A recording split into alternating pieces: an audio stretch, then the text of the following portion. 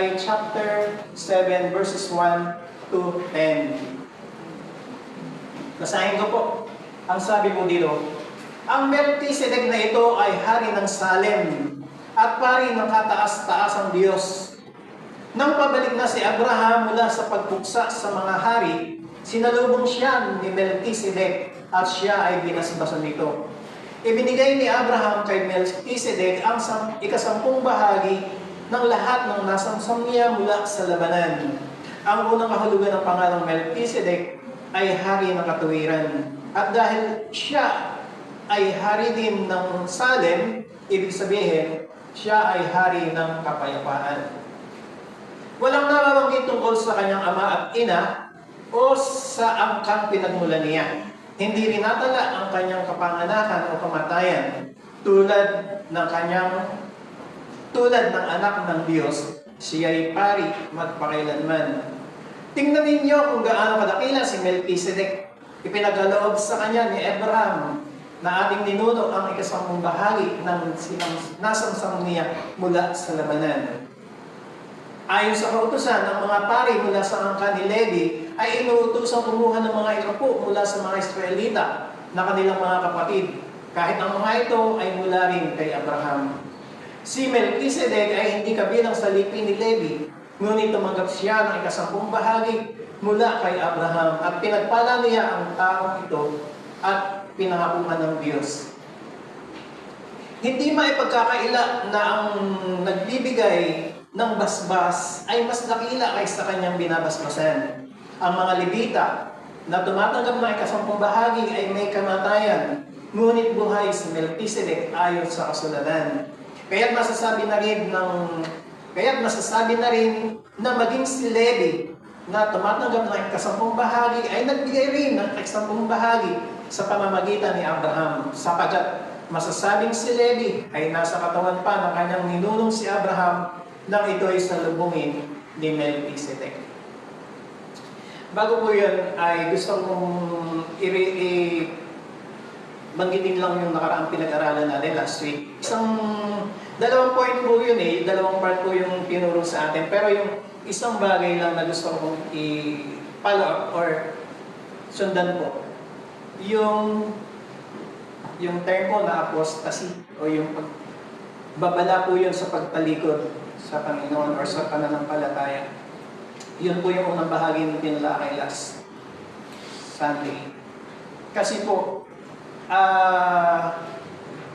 noon akala ko ang tinutukoy po dito ay yung mga hindi nakakilala sa Panginoon or hindi nakilala ang Panginoon.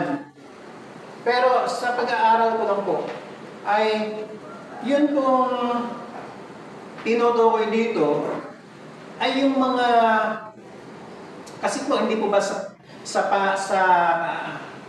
pananampalataya or sa kaligtasan, meron pong mga tao na katulad po ni Apostol Pablo, nung makilala po niya ang Panginoon, on the spot, pagkatapos po ay parang instant na si Pablo po, pagkatapos niya makilala ang Panginoon at tagapagligtas ang ating Panginoon sa Kristo, tinalikuran na niya yung dati niyang buhay at naglingkod na kagad siya sa Panginoon. Tuloy-tuloy po yun si Apostol Pablo. Pero meron pong mga tao, ay sa panahon din natin ngayon, meron ganon, na talagang pagka nakakilala sa Panginoon, ay ganon na lamang ang kanyang sidhi na mapaglingkuran ang Panginoon, ang Diyos na nakilala niya, tinanggap niya bilang Panginoon at tagapagligtas. Pero meron din naman pong mga tao na nakilala niya ang Panginoon, kaya lang hindi ko po masabi na tinanggap na niya bilang Panginoon at tagapagligtas, pero nakilala na niya. At nakakasama na ng kalipunan ng mga mananampalataya,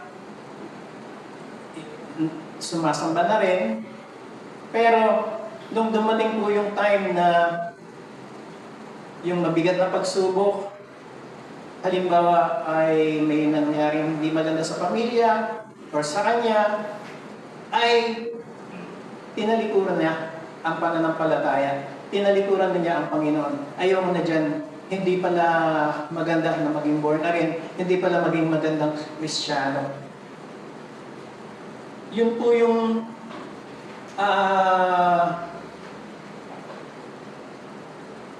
meaning ng apostasy. Kinuha ko po yung definition ng apostasy. The abandonment of or renunciation of religious or political belief. Yung kanya pong pagtalikod or yung kanyang pagtatakwil sa kanyang pananampalataya. Halimbawa, yun niya po, nakilala na niya ang Panginoon. Sumasama-sama na siya sa mga gawain. Pero nung may umusig sa kanya, ay tinakwil na niya yung pananampalataya. Tinakwil na niya ang Panginoon. At binanggit din po dun sa pinag-aralan natin last week na yung parang yung nakalasap siya ng biyaya. Nakalasap siya kasi po, ganun niya po na kasama siyang naglilingkod na sa Panginoon, nangangaral na, pero yun pala, yung pananampalataya niya ay hindi ganun kalalim o hindi ganun katapat sa Panginoon. Itinakwil niya ang Panginoon, tinakwil niya yung pananampalataya. Kaya po, yung pong term na apostasy, katulad din po nung blasphemy. Kasi yung blasphemy po ay pang-ano sa Holy Spirit, alipusta sa banal na Espiritu. Ganon din po yung kahihinatnan nitong mga tumalikod sa pananampalataya. Na yung pananampalataya niya ay hindi pa tunay talaga, kundi nandun pa lang yung kanyang simpatya. Ngayon po, dito po sa ating pag-aaral, 10 verses lang naman po ito. At malaking bagay na pag-aralan natin ito. At malalaman natin bakit natin pinag-aaralan ito, si Melchizedek. Si Melchizedek po ay ilang beses lang binanggit sa Biblia, sa Old Testament. Ikinote lang po dito sa aklat ng mga taga-Hebreo. Ang sabi po dito sa verse 1, si Melchizedek ay hari ng Salem at pari ng kataas-taas ng Diyos. Nang pabalik na si Abraham mula sa pagpuksa sa mga hari, sinalubong siya ni Melchizedek at sinabi sa kanya, pagpalain ka ng Panginoon. Yun pong binanggit dito na hinighlight ko po, ang sabi ay, nung pabalik na si Abraham mula sa pagpuksa sa mga hari, nagkaroon po kasi ng digmaan, ng labanan, na itong si Abraham ay responde doon sa mga Israelita na natalo. Kasi kasama po dito yung kanyang pamangkin, si Lot, na si Lot ay nabihag ng mga kalaban. Kaya po, nung si Abraham po ay tumulong, ay natalo po nila yung maraming bansa or yung tribo po yung maraming, sa ngayon kasi bansa, tatlong bansa po yung kanilang natalo. Tatlo. Ito nga po ang senaryo. Nung pabalik na si Abraham mula sa pagpuksa sa mga hari, sinalubong siya ni Melchizedek at sinabi sa kanya, pagpalain ka ng Panginoon. Bago nga po pala yun, dagdag ko po dun sa naka-highlight na yun, maaaring sabihin natin, parang imposible naman na itong mga Israelita ay pinagtutulungan na ng mga iba't ibang bansa, tatlong bansa magkakasama, natalo pa sila yung tatlong bansa. Pero alam niyo po, hanggang po sa panganahon ngayon, ang pag-iingat po ng Diyos, ang pagtulong ng Diyos sa Israel ay kung gaano katapat siya noon hanggang ngayon. Noon lang pong hindi pa po ako pinapanganak nito, pero noong 1967 po ay nagkaroon na po yun pong 6-day war na tinatawag.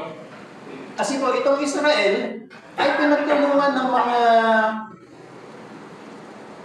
Arab countries. Mga kaharian po ito, yung Lebanon, basta mga Arabo po yan. 6-day war lang, natalo po yung 6 na bansa po ngayon. Lima yata kung hindi po ako nagkakamali. Ginabayan ng Diyos ang Israel at pinagpala. Kaya nga po ang sabi po dito ni Melchizedek, sinabi sa kanya, pagpalain ka ng Panginoon.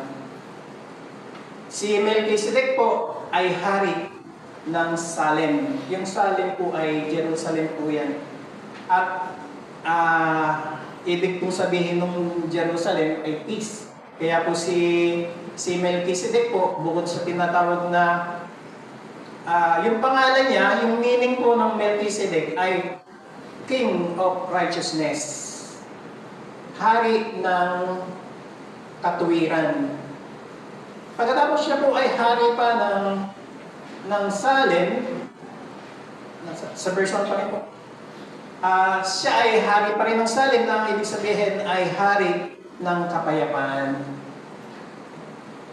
At pari ng kataas-taasang Diyos. Yung pong pari at saka saserdote, isa lang po ibig sabihin na magkasing kahulugan po yun. Ginamit lang po yung saserdote noong unang panahon, pero ngayon ang ginagamit natin ay pari. Sila po yung maglilingkod araw-araw sa loob ng templo. Napakaganda nung title or nung meaning ng kanyang buhay, ng kanyang pangalan. Hari ng katuwiran at hari ng kapayapaan.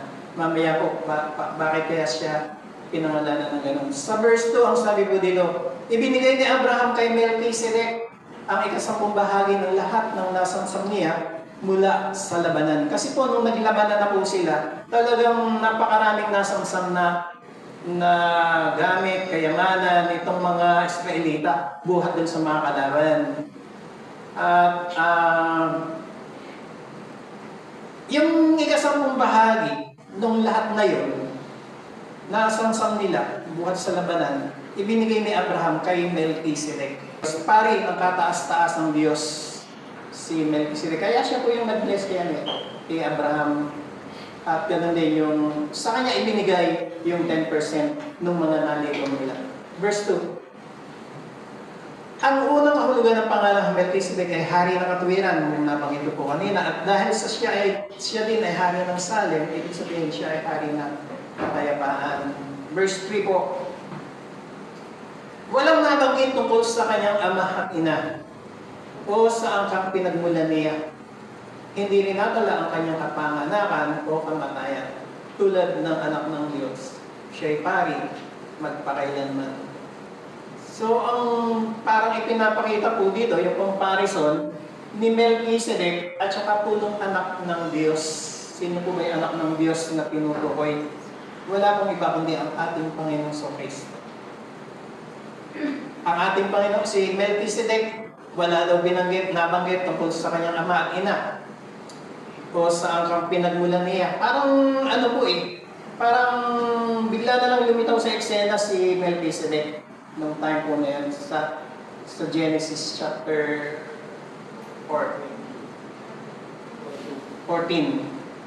Bigla na lang pong lumitaw doon si Melchizedek. Siya pala isang hari at siya isang saserdote na tataas-taas ng Diyos.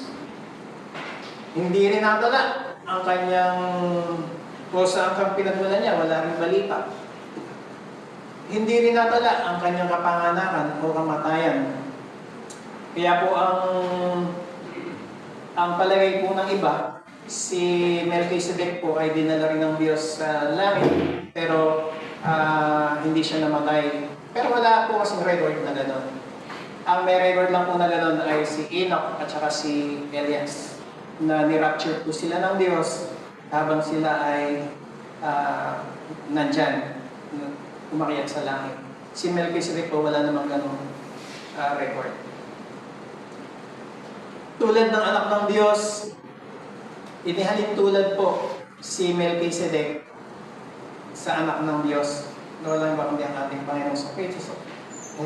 Sapagkat ang ating Jesucristo po, siya po ay tinukoy po na saserdote magpakailanman. Hindi ko alam kung meron po ditong sa verse na binasa po natin kanina, pero may napag-aralan po akong gano'n. Ang ating Panginoong Jesucristo ay ang saserdote magpakailanman. Next talata po. Tingnan ninyo kung gaano kadakila si Melchizedek. Tumutukoy po kay Melchizedek kung gaano siya kadakila. Ipinakita sa kanya ni Abraham, pinagkaloob sa kanya ni Abraham na ating ninuno ang ikasampung bahagi ng nasangsang niya mula sa labanan.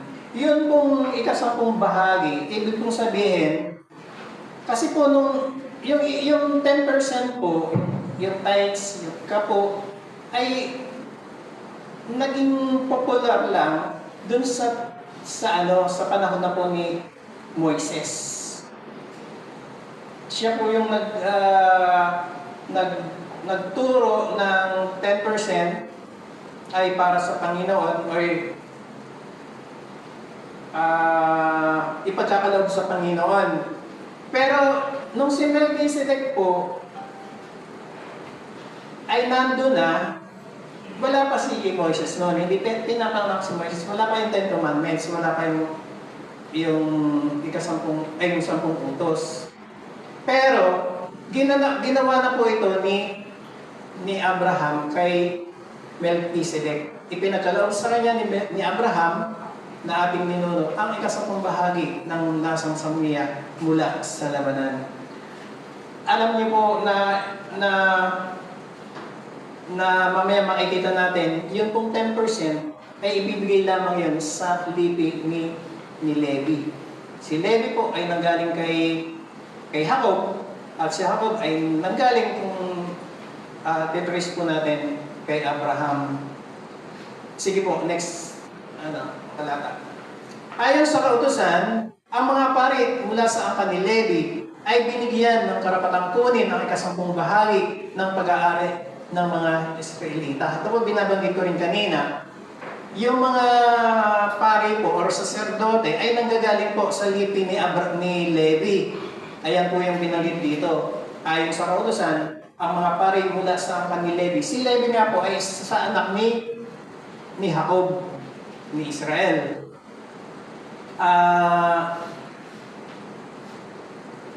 Yan pong mga tinatawag na Levita, ito naman po yung mga lahi ni Levi. Kaya tinawag na Levita dahil sa pangalan ni Levi. Sa pangalan ni Levi o sa pamilya ni Levi, sa kanila ibinibigay yung 10%. Noon po, mayroong isang lingkod ng Diyos na kinuwentuhan ako. Sabi niya, kasi po ako yung young people noon na aktibo sa paglilingkod. 7 kaming magkakapatid. Sabi niya, dapat pala sa'yo binibigay yung 10% mga kapatid mo. Hindi ko po maintindihan yung ibig niya sabihin doon. Dapat daw ay binibigyan ako ng tithes dahil ako yung ginagamit ng Panginoon sa pamilya namin. Noon ko po naunawaan ito, nung mabasa ko po ito, na yung mga pari mula sa angkan ni Levi ay binigyan ng karapatan kunin ang ikasampung bahagi ng pag-aari ng mga Israelita na kanilang mga kapatid. Kasi yung Israel po ay nagmula lang sa isang pamilya kay Israel, at anak ni Israel ay 12, isa po dun si Levi. Sa pamilya po ni Levi, sila yung binigyan ng karapatan para tumanggap ng 10%. Ayun. Kahit daw yung mga ito, sila, yung mga Israelita po, ay mga mula din sa kay Abraham, kailangan yung 10% ay ibigay sa lahi ni Levi. Pero, next verse po. Si Melchizedek ay hindi kabilang sa lipi ni Levi. Si Melchizedek, hindi kabilang sa lipi ni Levi, pero tumanggap siya ng ikasampung bahagi mula kay Abraham. Iyan po yung binanggit kanina na tignan natin kung gaano kadakila si Melchizedek. Yung pagkakasali po doon na tignan natin, balik po natin sa talata. Balik lang po tayo. Ayan, yung verse 4. Tingnan ninyo kung gaano kadakila si Melchizedek. Tapos, ano pa yung tawag na? Exclamation point. Ibig sabihin, nandun talaga yung paghanga, nandun yung ah, dakila kay Melchizedek. Tingnan ninyo, hindi yan look lang. Behold, kung gaano kadakila si Melchizedek. Kahit hindi siya nasa lipi ni Levi, pero dun sa verse po, kanina. Si Melchizedek ay hindi kabilang sa lipi ni Levi, pero tumanggap siya ng isang bahagi mula kay Abraham. At pinagpala niya ang taong ito na pinangakuhan ng Diyos. Yan po si Melchizedek. Yan po. Yan po yung topic natin, si Melchizedek. At pinakikilala lang po natin. Dahil si Melchizedek po ay mayroon siyang gagampanan mamaya, ay next week sa pag-aaral po natin ng susunod na mga talata. Verse 7. Nalalaman ng lahat na ang nagbibigay ng pagpapala ay higit na dakila kaysa pinagpapala. Ang lahat ng nagbibigay ng pagpapala ay higit na dakila. Sino ba yung nagbibigay ng pagpapala? Sino yung nagpala kanina? Si Melchizedek. Pinagpala niya si Abraham pagkagaling sa tiyera. At kaya tinutukoy dito na ang nagbibigay ng pagpapala ay higit na dakila kaysa pinagpapala. Mas higit na dakila si Melchizedek kaysa kay Abraham.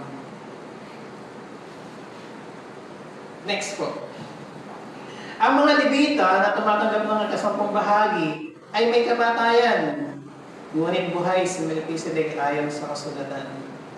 Ito po mga Levita, hindi naman po ito mga immortal Mga karaniwang tao lang din po ito.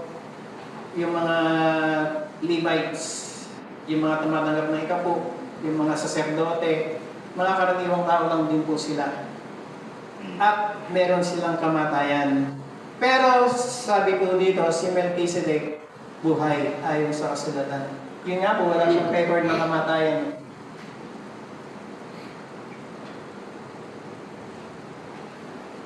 Yan po si Melchizedek, buhay si Melchizedek.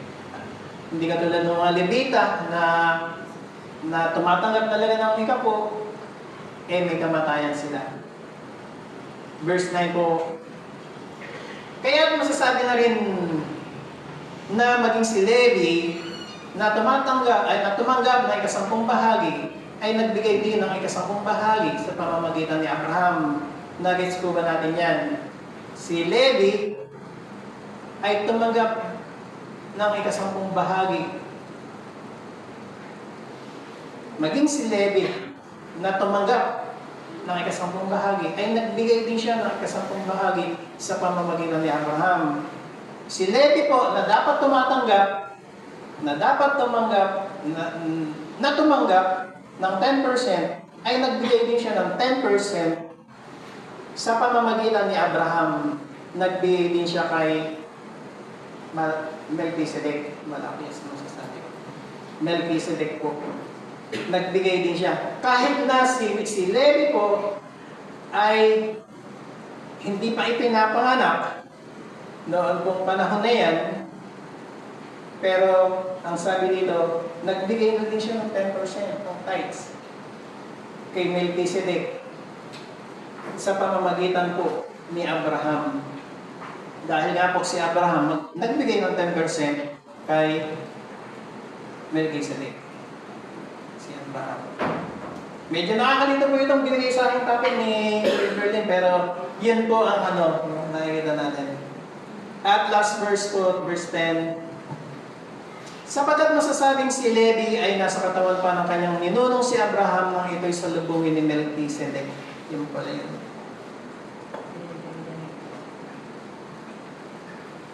Yan.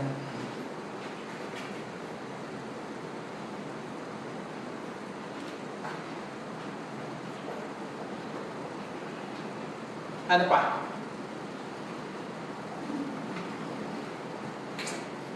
Nagets mo ba natin yung message nitong mga talata na to? Kasi si Melchizedek po ay binanggit lang bigla dito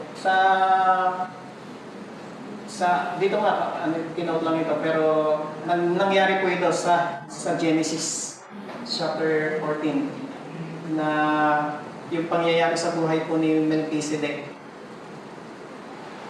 At nabanggit ko nga kanina, bakit binanggit niya yun, si Melchizedek? Kasi po sa next topic po natin, next Sunday, ay makikita po natin din doon yung kung bakit naging nabanggit dito si Melchizedek. May mga scholar po ng Biblia, nag-aral ng Biblia, na ang kanilang pananaw, ang kanilang conclusion, dito pong si Melchizedek ay ang ating Panginoong Kristo. Na noong time na yon ni Abraham ay lumitaw na siya. Pero, siyempre, ala pa naman siyang pangalan na Jesus noong time na yan. Ala pa rin tawag na Jesucristo. Dahil yung pangalan na Jesucristo ay ginamit lang dito sa New Testament. Pero, sa katayuan po ng anak ng Diyos, na ang ating Panginoong Jesucristo nga po, noong pang-unang panahon ay nandun na. Bakit naging dakila si Melchizedek? Dahil yun nga po yung pag-aaral, yun po yung kanilang conclusion na si Melchizedek ay nagpakita, ay ang ating Panginoong Jesucristo ay nagpakita noon sa pamamagitan ni Melchizedek. At kung paano si Melchizedek po ay walang kamatayan, siya yung saserdoteng magpakailanman, ganoon din po ang ating Panginoong Jesucristo. Bagamat ang ating Panginoong Jesucristo ay namatay doon sa krus, pero inala niya yung buhay niya. Yung physical lang na katawan niya yung namatay. Pero yung kanyang pagiging Diyos, yung kanyang pagiging anak ng Diyos ay nanatiling buhay. At siya po yung saserdote magpakailanman.